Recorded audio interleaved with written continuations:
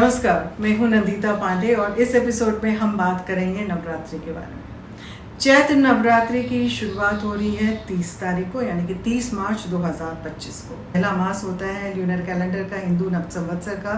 तो उस मंथ में जो नवरात्रि की प्रतिपदा से शुरुआत होती है वो हिंदू नव संवत्सर के साथ शुरुआत होती है। हिंदू नव संवत्सर का क्या रहेगा आपके लिए परिणाम, इसके बारे में हम ऑलरेडी एक वीडियो बना चुके हैं, आप उसको देख सकते हैं। लेकिन यहाँ पे हम विशेषकर बात करेंगे माँ की पूजा की, माँ को कैसे प्रसन्न करें, उनको क्या भोग लगाएं और किस रंग के कपड़े किस दिन पहने ताकि माँ रहेंगी प्रसन्न। हालांकि प्रतिपदा तिथि की शुरुआत हो रही है 4:27 में 29 तारीख को, लेकिन उदया तिथि के अगर हम मायने रखें तो वो उदया तिथि आपकी 30 तारीख को बन रही है, इसलिए 30 तारीख को ही नवरात्रि शुरू होगी और 30 तारीख से ही नवरात्रि मनाई जाएगी। और हाँ, अगर आपको हमारे वीडियो पसंद आते हैं तो please like, comment and share करना ना भूलें। सब्सक्राइब बटन अवश्य दबाएं ताकि जब भी हम कोई नए वीडियो डालें आपको उसका इमीडिएट यहाँ पे पता चल जाए। नवरात्रि में सुबह घट स्थापन किया जाता है। घट स्थापन करने की एक पूरी प्रक्रिया होती है। अच्छे मुहूर्त में करना बहुत ज़रूरी होता है और अच्छे मुहूर्त में अगर हम बात करें तो प्रातःकाल जो घट स्थापना का मुहूर्त बन रहा है वो बन रहा है 6:13 से लेकर के 10:22 प्रातःकाल में। फिर अभिजीत मुहूर्त आएगा दिन के समय, वो बन रहा है 12:01 से लेकर 12:50 दोपहर में। तो ये दो मुहूर्त है, इस समय आप घट स्थापन कर सकते हैं। घट स्थापन करने की विधि होती है, माँ की जब पूजा करते हैं तो एक चौकोट लें और उसमें उसको बहुत साफ सुथरा करें और उसको उसमें पहले गंगा जल छिड़कें, उसके बाद उसको लाल वस्त्र से उसके चारों तरफ मौली लगाकर उसको बांधें। उसमें आपने देवी माँ की मूर्ति रखनी है और मूर्ति के साथ साथ वहाँ पे आपने कलश स्थापित करना है। जो कलश स्थापित होता है उसमें जौ बोए जाते हैं। तो आपने एक पात्र ऐसा लेना है जो थोड़ा सा राउंड बड़ा हो, उसमें मिट्टी भरते हैं और मिट्टी भरने के साथ जौ के बीज बोए जाते हैं। सेंटर में कलश को रखा जाता है, तो सेंटर में या तो जौ की एक गांठ या चावल थोड़ा सा डेली रख करके उसके ऊपर कलश रखते हैं। कलश में एक सिक्का, एक कौड़ी आप रखिए, एक सुपारी डालिए, साथ ही साथ आप उसमें थोड़ी सी हल्दी, थोड़ा सा कुमकुम, थोड़ा सा चावल वो भी डालिए और एक कौड़ी के साथ गोमती चक्र भी डालिए। और उसके बाद कलश के जो उसका जो गला होता है उसमें भी मौली बांधी जाती है और फिर पंचपल्लव यानी कि आम के पत्ते 5 डाले जाते हैं, अशोक के पत्ते डाले जाते हैं 5, और उसके बाद सेंटर में उसमें नारियल स्थापित किया जाता है। नारियल में आप लाल चुनरी से नारियल बांध करके मौली उसमें बांध सकते हैं उसके ऊपर, और ये ध्यान रखें कि उसका जो मुख है वो आपकी तरफ रहे। और नारियल को करने के बाद उसको कलश को उसमें स्थापित किया जाता है जो जौ बोने वाला पात्र होता है। देवी माँ के समक्ष में साउथ ईस्ट डायरेक्शन में दीप प्रज्वलित करें, नॉर्थ ईस्ट साइड में आप जल को रखें, जल का लोटा रखें, और साथ ही साथ 16 मातृकाएं बनाई जाती हैं, नवग्रह बनाए जाते हैं, उन सबको भी बना करके आप उनको सुपारी के रूप में भी वहाँ पर स्थापित कर सकते हैं। गौरी गणेश को पहले स्थापित करें और उसके बाद विधिवत षोडशोपचार पूजा करने के पश्चात आप जो भी पूजा पाठ करेंगे उसका आपको अच्छा फल मिलता जाएगा। माँ को गुलहड़ बहुत पसंद होता है, तो आप सारे ही दिन माँ को गुलहड़ का फूल या लाल गुलाब का फूल या कमल का फूल अर्पित कर सकते हैं। लेकिन उसके साथ साथ कोई भी आपको विशेष फूल अगर देना है तो आप दे सकते हैं। नियमित रूप से दुर्गा सप्तशती का पाठ करें, ओम एम ह्रीम क्लीम चामुंडाय विच्चे का मंत्र पढ़ें तो वो बहुत शुभ रहता है। संपुट मंत्र होता है माँ का और उसमें सारी ही शक्तियों का समावेश होता है। इस पूरे टाइम में आप एक कमल गट्टे की माला भी माँ को अर्पित कर सकते हैं और उसके बाद उस माला से एक जप भी करें और फिर उधर वहीं पे रख दें उनके चरणों पे। आप देखेंगे उस माला पे भी इतनी शक्तियाँ आ जाएंगी कि जब भी आपको कोई परेशानी जीवन में होगी उस माला को पहन के आप आगे बढ़ेंगे तो जीवन में कोई भी कष्ट होंगे वो आपको हट जाएंगे। अब नवरात्रि के पहले दिन शैलपुत्री माँ की पूजा होती है। माता का स्वरूप बहुत ही सौम्य है और साथ ही साथ माता शैलपुत्री की पूजा के समय जब आप कर रहे हैं पूजा, प्रातः काल को अपने माँ को सफेद फूल चढ़ाने चाहिए और उसी के साथ साथ आपने क्या प्रार्थना करनी है, या देवी सर्वभूतेषु माँ शैलपुत्री रूपेण संस्थिता नमस्तस्यै नमस्तस्यै नमस्तस्यै नमो नमः। इस मंत्र का आप जाप करें और घी का आप भोग लगाएं। लेकिन इस दिन आपने क्या करना है, आपने नारंगी रंग के वस्त्र पहन करके माता की पूजा करनी है। आप देखेंगे बहुत शुभ संयोग आपके लिए बनते जाएंगे, जीवन में सुख समृद्धि आपके लिए आती जाएगी। माता का सौम्य स्वरूप है, वो बहुत जल्दी आशीर्वाद देती है और उसी के साथ साथ स्थितियाँ अच्छी होती जाती हैं।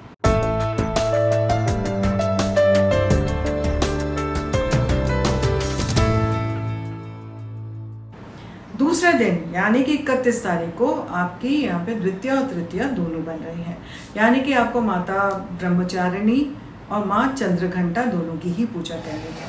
माँ ब्रह्मचारिणी की जब आप पूजा करेंगे तो आप उनकी पूजा में आप उनको भी सफ़ेद फूल अर्पित करें। तो इस दिन आपने सफ़ेद वस्त्र पहन करके माँ की पूजा करनी है, और क्योंकि माँ ब्रह्मचारिणी और माँ चंद्रघंटा दोनों की ही पूजा हो रही है तो आपने यहाँ पे शक्कर का भी और खीर का भी दोनों का ही भोग लगाना है। चौथे दिन जब माँ की पूजा करेंगे तो माँ कुष्मांडा की आपने पूजा करनी है। माँ कुष्मांडा से ही पूरे ब्रह्मांड की यहाँ पे रचना हुई और उन्हीं के द्वारा यहाँ पे शक्तियाँ प्रदान की गई। तो माता कुष्मांडा की जब आप पूजा करेंगे तो आपके जीवन में सुख समृद्धि के संयोग बनने शुरू हो जाते हैं। जीवन में सुख, शांति, वैभव सब आपको प्राप्त होती है और यहाँ पे प्रजनन शक्तियाँ भी आपके लिए बढ़नी शुरू हो जाती हैं। स्पेशली जिनको PCOD आदि है उनको माता कुष्मांडा की पूजा अवश्य करनी चाहिए। लाल वस्त्र आपने पहने और माता को मालपुआ का भोग लगाना है। माता का मंत्र आपने पढ़ना है, या देवी सर्वभूतेषु माँ कुष्मांडा रूपेण संस्थिता नमस्तस्यै नमस्तस्यै नमस्तस्यै नमो नमः। और इस मंत्र के साथ आप 108 बार मंत्र पढ़ें और गोबर के जो कंडे होते हैं उसमें संध्या के वक्त में आप हवन करें। तो उसमें मालपुए का भोग लगा करके हवन करेंगे तो बहुत सुंदर रहेगा। 108 बार आप इस मंत्र का जप करके भोग लगाएं, बहुत बहुत अच्छी स्थितियाँ बनती जाएंगी। 2 अप्रैल को पंचमी तिथि है। पंचमी तिथि को माता स्कंद माता की पूजा की जाती है। माँ स्कंद माता की जब आप पूजा करेंगे तो आप उन्हें केले का भोग लगाएं। और आपने कौन से वस्त्र पहनने, तो आपने रॉयल ब्लू कलर के वस्त्र पहनने, बहुत शुभ रहेगा। आप देखेंगे माँ वैसे ही प्रसन्न हो जाएगी। या देवी सर्वभूतेषु माँ स्कंद माता रूपेण संस्थिता नमस्तस्यै नमस्तस्यै नमस्तस्यै नमो नमः। जिनके बच्चे नहीं हो रहे हैं, जिनको बच्चों से संबंधित कष्ट हो रहे हैं, जिनके बच्चे पढ़ाई लिखाई की तरफ ध्यान नहीं दे रहे हैं, माता बहुत जल्दी प्रसन्न हो जाती हैं, आपके सारे कष्टों का निवारण करती हैं। तो नीले वस्त्र पहन के माँ की उपासना करें और कंडे जला करके संध्या के वक्त में हवन करें और उस हवन में आपने केले का भोग माँ को लगाना है। तो केले में थोड़ा सा आप मखाने मिला लें और उसके साथ साथ घी मिला करके आप भोग लगाएं। आप देखेंगे कि माँ बहुत जल्दी प्रसन्न हो जाएंगी, आपके कष्टों से आपको निवृत्त करेंगी। 3 तारीख यानी कि 3 अप्रैल को षष्ठी तिथि बनेगी। इसको यमुना छठ भी बोलते हैं, लेकिन किस माँ की पूजा करने समय तो माँ कात्यायनी की पूजा की जाती है। विवाह नहीं हो रहा है, विवाह में अवरोध आ रहा है या वैवाहिक जीवन में कष्ट है तो उनकी पूजा करने से आपके जीवन में सुख समृद्धि के संयोग बनते हैं और विवाह आदि की संभावनाएं बढ़ जाती हैं। आपने माँ को शहद का भोग लगाना है। थोड़े से गाय के उपले जो होते हैं उनको आपने जलाना है और उन उपलों के साथ में उसमें घी के साथ आपने शहद का भोग लगाना है। कमल गट्टे को भी साथ मिला करके लगा सकते हैं, बहुत अच्छा रहेगा। मंत्र आप वही पढ़ेंगे, या देवी सर्वभूतेषु माँ कात्यायनी रूपेण संस्थिता नमस्तस्यै नमस्तस्यै नमस्तस्यै नमो नमः। इस मंत्र का जप करते हुए 108 बार आप आहुति दें। आप देखेंगे आपकी बहुत सारी समस्याओं से आपको मुक्ति मिलेगी, जीवन में सुख समृद्धि के संयोग बनेंगे। और जो कमल गट्टे की माला रखी माता के चरणों में, उस कमल गट्टे की माला से आपने 108 बार आज भी ओम एम ह्रीम क्लीम चामुंडा विचे इस मंत्र का जप करना है। इस मंत्र का आप जप करेंगे, देखेंगे धीरे धीरे उस माला में भी शक्ति बढ़ती जाएगी। छठे दिन आपने पीले वस्त्र पहन करके माँ की पूजा करनी है, बहुत शुभ रहेगा। 4 अप्रैल को महासप्तमी पड़ेगी, जो कि माता कालरात्रि की पूजा की जाती है। वैसे तो उनका रूप बहुत भयानक होता है, उसको देख के लोग डर जाते हैं, लेकिन वो सबसे ज़्यादा सुंदर फल देने वाली हैं। बहुत जल्दी प्रसन्न हो जाती हैं, बहुत जल्दी खुश हो जाती हैं और उतनी ज़्यादा प्रोटेक्शन भी अपने भक्तों को देती हैं। तो आपने माँ कालरात्रि की पूजा करनी है। या देवी सर्वभूतेषु माँ कालरात्रि रूपेण संस्थिता नमस्तस्यै नमस्तस्यै नमस्तस्यै नमो नमः। आपने हरे रंग का वस्त्र पहन के गुड़ का भोग लगाना है। आपने कमल गट्टे की माला है, उसमें ओम ह्रीम ह्रीम क्लीम चामुंडाय विचे का मंत्र पढ़ना है। लेकिन जो मैंने मंत्र बोला, या देवी सर्वभूतेषु माँ कालरात्रि रूपेण संस्थिता नमस्तस्यै नमस्तस्यै नमस्तस्यै नमो नमः, इस मंत्र के साथ गाय के उपलू में आपने 108 बार आहुति देनी है। आपने किसकी आहुति देनी है? गुड़ की आहुति देनी है। गुड़ में थोड़े से मखाने मिला लीजिए, थोड़ा घी मिला लीजिए, उसके बाद आहुति दीजिए। आप देखेंगे कितना सुंदर, जो भी कष्ट है, स्पेशली शनि से संबंधित जो भी कष्ट होते हैं, आपके राहु से संबंधित कष्ट होते हैं, वो काफ़ी हद तक यहाँ पे खत्म हो जाते हैं। 5 अप्रैल को पड़ेगी महाअष्टमी। महाअष्टमी महागौरी का दिन होता है। महागौरी का गौरवर्ण सौम्य स्वरूप और पूरी एक माता पार्वती का स्वरूप होती हैं, बहुत सुंदर होती हैं। आपकी सारी मनोकामनाओं को पूर्ण करने की पूर्ण शक्ति उनमें रहती है।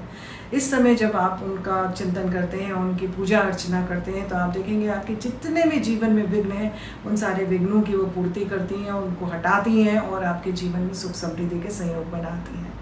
माँ को जो भोग लगाते हैं वो नारियल का भोग लगाया जाता है। या देवी सर्वभूतेषु माँ महागौरी रूपेण संस्थिता नमस्तस्यै नमस्तस्यै नमस्तस्यै नमो नमः। माँ गौरी की आप पूजा से अर्चना करें और साथ ही साथ अपने ग्रे कलर स्लेटी रंग के वस्त्र पहन करके इस वर्ष चैत्र नवरात्रि में माँ गौरी का पूजन अर्चन करना चाहिए।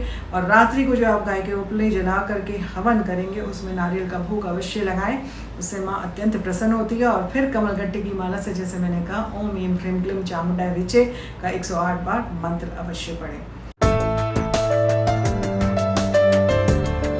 अष्टमी के दिन बहुत सारे लोग कंजक खिलाते हैं, यानी कि कन्याओं का पूजन करते हैं, जिसमें कि 9 कन्याएं और एक भैरव को लेकर के पूजा अर्चना की जाती है। उनको लोग घर बुलाते हैं, उनके पांव धोते हैं, उनको बिल्कुल देवियों को जैसे पूजा अर्चना की जाती है देवी की वैसे ही करते हैं। ऐसी मानना है कि माता अष्टमी या नवमी के दिन कन्या के रूप में आपके घर आती हैं, किसी भी रूप में आ जाती हैं, तो इसलिए कन्याओं को बुला के उनका पूजन अर्चन किया जाता है। भैरव साथ में रहते हैं, क्योंकि भैरव को वरदान मिला था कि जब तक का भैरव की पूजा नहीं होगी माँ की पूजा पूर्ण नहीं होगी। तो इसीलिए लोग हलवा पूरी बनाते हैं, काले चने बनाते हैं, भोग आदि मखाने की खीर आदि बनाते हैं और कन्याओं को का चरण धोते हैं, उनके चरण की पूजा करते हैं और साथ ही साथ उनको बहुत सारे छोटे छोटे से गिफ्ट्स देते हैं ताकि वो प्रसन्न होकर के जाए। तो ये सारी चीज़ें होती हैं। अष्टमी के दिन भी करते हैं कई लोग, क्योंकि नवरात्रि पूरी 9 दिन की करते हैं और सिद्धिदात्री माँ की भी पूजा करते हैं नवमी को, तो वो नवमी को कंजक खिलाते हैं। 5 तारीख को संधि पूजन भी है। संधि पूजन बहुत पावरफुल समय होता है, जो कि अष्टमी और नवमी तिथि से मिल करके पूजन का समय जो बनता है वो बनता है संधि पूजन। संधि पूजन के समय में माता ने चामुंडा रूप में चंड और मुंड का वध किया था। ये ऐसा पावरफुल समय है कि इस समय आप हवन करते हैं, इस समय जो भी आप पूजा करते हैं, जो भी प्रतिज्ञा करते हैं, वो सारी आपकी पूर्ण होती जाती है। माता प्रसन्न होकर के आपको पूर्ण रूप से यहाँ पे आशीर्वाद देती है। संधि पूजन के समय में आपने पूजन अर्चन करना है, क्योंकि अष्टमी तिथि को है। ग्रे कलर के वस्त्र पहन करके आप पूजन अर्चन करें। ओम ऐं ह्रीं क्लीं चामुंडाय विचे, इस मंत्र का आपने जप करके 108 आहुति देनी है। कमलगट्टे कि बीज को लेकर उसको घी में मिला करके आपने आहुति देनी है माँ को। इस समय में आप करें, आप देखेंगे जो भी विघ्न आपके जीवन में वो सारी हर लिए जाएंगे और बहुत शुभ रहेगा। 6 तारीख को पड़ेगी रामनवमी भी और सिद्धिदात्री माँ की पूजा। प्रातःकाल सिद्धिदात्री माँ की आप पूजन अर्चना करें। इस दिन पर्पल कलर के वस्त्र, आप बैगनी रंग के वस्त्र पहन सकते हैं और माता सिद्धिदात्री की पूजा करिए। या देवी सर्वभूतेषु माँ सिद्धिदात्री रूपेण संस्थिता नमस्तस्यै नमस्तस्यै नमस्तस्यै नमो नमः। माता सिद्धिदात्री सभी तरह की पूजा अर्चना की दात्री हैं, सभी तरह के योग की दात्री हैं, सभी तरह की अष्ट सिद्धि 9 निधियों की दात्री हैं। काले तिल सफ़ेद तिल से उनको भोग लगाया जाता है। उनको भोग लगाएं आप, और उसके साथ साथ आपने पर्पल रंग के वस्त्र पहन के भोग लगाना है और आपने उनका हवन आदि करना है। पारण उनका जो नवरात्रि का पारण होगा वो 7 तारीख की प्रातःकाल को होगा, लेकिन यहाँ पे हवन किया जाता है माता सिद्धिदात्री के लिए भी।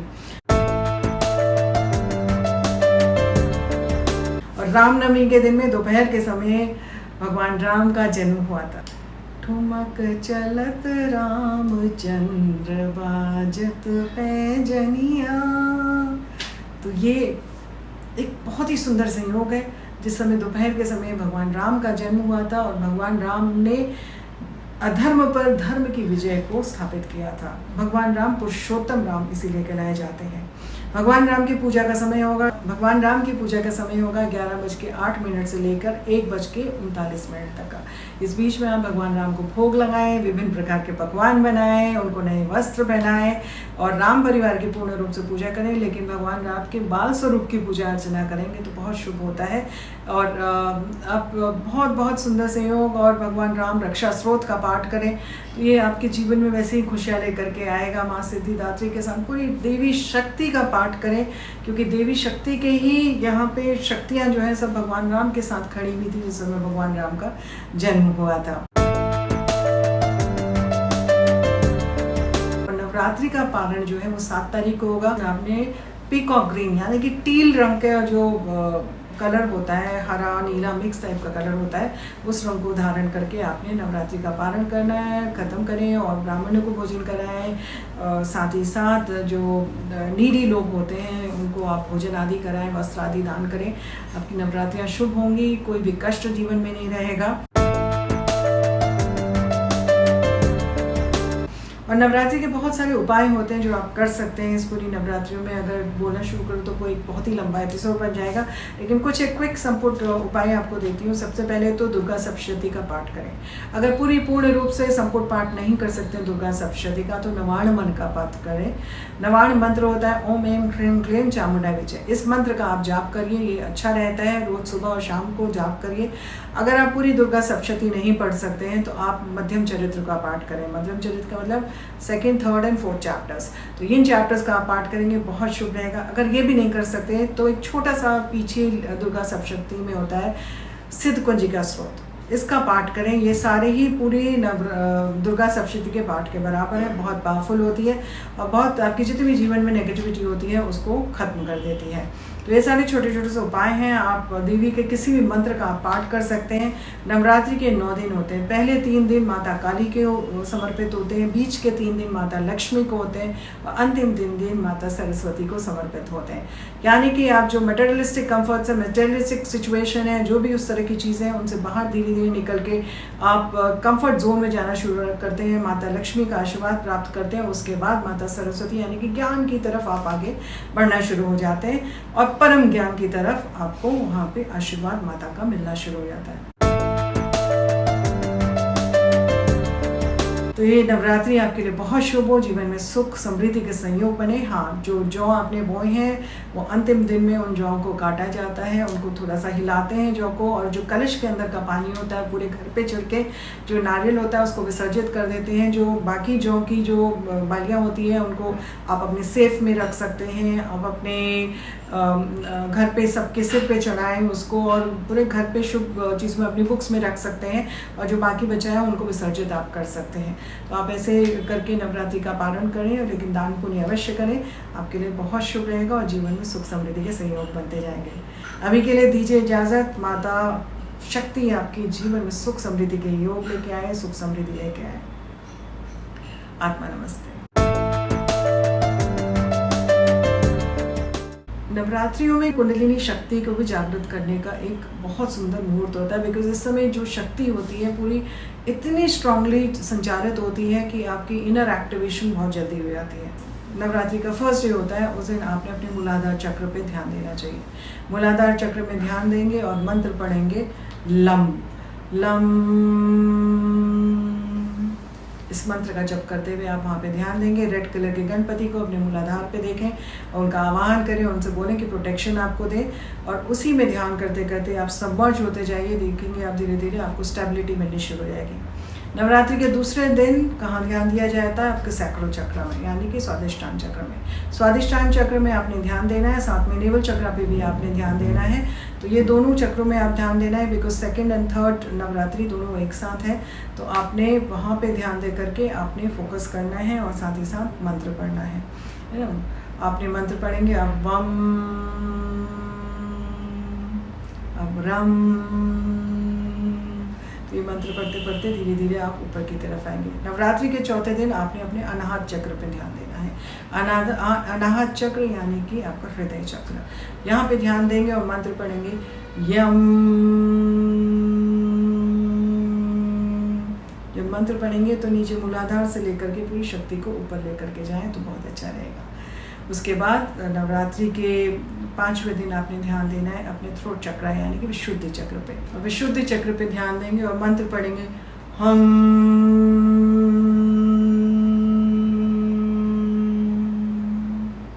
और यहाँ पे आप बहुत सुंदर सा एक टर्कोइज कलर का यहाँ पे चक्र आप देखें वाइब्रेट कर रहा है। माता सरस्वती का ध्यान दें और आप देखेंगे कि धीरे धीरे आपकी एक्टिवेशन होनी शुरू हो जाएगी।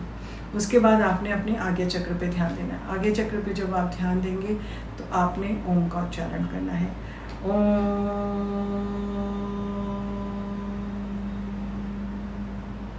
तो ये ध्यान देंगे, इंडिगो कलर का यहाँ पे ध्यान दें और आप उच्चारण करें। उसके पश्चात आपने सप्तम दिन आपने अपने क्राउन चक्र आपने यहाँ पे ध्यान देना है। क्राउन चक्र पे आप ध्यान देंगे और आप चांट करेंगे ओम।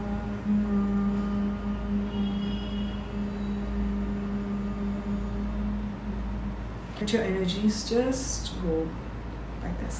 नीचे से ऊपर की तरफ जाते हुए एनर्जीज आपकी चारों तरफ सराउंड करने लगेंगी।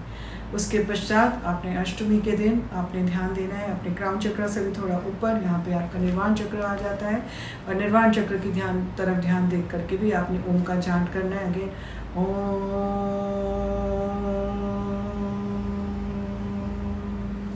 निर्वाण चक्र आपका जो यहाँ पे होता है, निर्वाण चक्र में बहुत ब्राइट लाइट होती है और उसके ऊपर महानिर्वाण चक्र होता है। और अंतिम दिन में आपने सिद्धिदात्री का जब आह्वान करने, क्योंकि वाली सारी सिद्धियों की दात्री हैं, तो आपने फिर नीचे से ओम लेकर के जाना है, ऊपर ले जाके उसको एक फाउंटेन की तरह फैलाना है।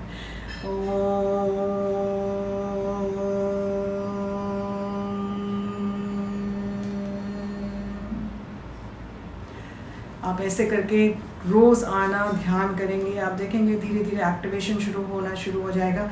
लेकिन जब भी आप ध्यान करें उसके अंत में आप धरती माँ को प्रणाम करना ना भूलें, उनके पास एनर्जी भेजना ना भूलें। मन ही मन प्रार्थना करें कि मेरे में जो भी एक्सेस एनर्जी है वो मदर अर्थ को जाए और उनको भी सुख शांति और उनके थ्रू जिसको भी ज़रूरत हो उसके पास पहुँचे। ये ज़रूर करना है, नहीं तो कुंडलिनी सिंड्रोम हो जाता है। किसी गुरु के अधीन होकर के जब भी साधना करते हैं वो हमेशा बेहतर होता है। इस नवरात्रि में आपको योग साधना से भी आपको अच्छे फल मिले, आपको सुख समृद्धि मिले, सारी ये चीज़ें आपके पास आए। इसी सारी चीज़ों और माता की कृपा, असीम कृपा आपके ऊपर रहे। जो भी विघ्न आपके जीवन में वहाँ हटे, अच्छी सेहत आपको मिले, जो भी साइकिक अटैक्स हैं, जो भी नेगेटिविटी है, उन सबको माता हटाती है, वो सारी चीज़ें हट जाएं। तो इस प्रार्थना के साथ अभी के लिए दीजिए इजाज़त। नमस्कार, आत्मा नमस्ते। अगर आपको हमसे पर्सनल कंसल्टेशन करने हैं तो आप यहाँ पे लिखे हुए नंबर्स पे कांटेक्ट कर सकते हैं या ईमेल पे कांटेक्ट कर सकते हैं। 9312711293 ये मेरा नंबर है, या ईमेल है soch.345@gmail.com। आप वहाँ पे भी भेज सकते हैं। हम पेड कंसल्टेशंस करते हैं और बहुत सिंसियरली जो भी आपकी समस्याएं हैं उसका समाधान निकालने की कोशिश करते हैं। आप मेरी वेबसाइट में भी जाके चेक कर सकते हैं www.nanditapandey.biz। वहाँ पे जाके चेक करें जो भी आपकी परेशानियां हैं, वहाँ पे क्वेरी सेक्शन को चेक करें। You can book online as well. तो प्लीज़ आप ये सारी चीज़ें करें और ईश्वर आपको खुशियाँ दे, अच्छी स्थितियों में लेकर के जाए।